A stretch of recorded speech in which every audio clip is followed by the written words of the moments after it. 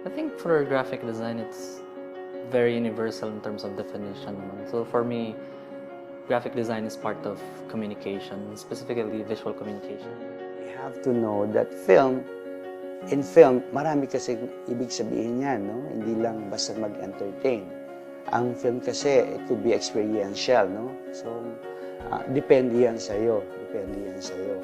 For me, as far as I'm concerned, I am fortunate enough to be doing for a living what I like doing, which is photography. So, basically, ganyan siya sa akin. Web design is about parang streaming of information online. Usually, it's a parang organization of information na to be distributed into different sections to make it for the users to easy to understand, easy to manage. Animation, kung ano yung nakikita natin sa paligid natin, actually part of animation. Mga movement, moving subject or objects, kahit napakasimpleng bagay.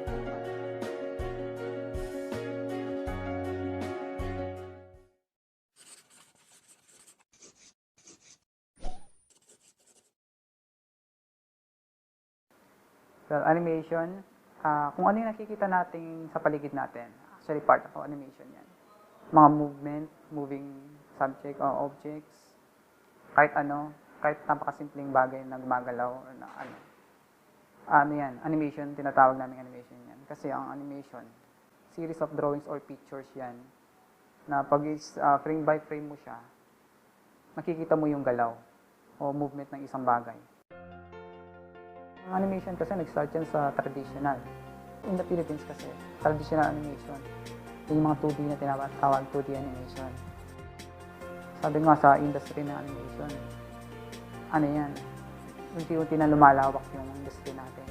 Kikita mo naman ngayon, nakikipagsabayan na yung mga Pilipino sa paggawa ng mga 3D. Pero hindi tayo humihinto, hindi tayo sumusuko para mag-improve at matuto.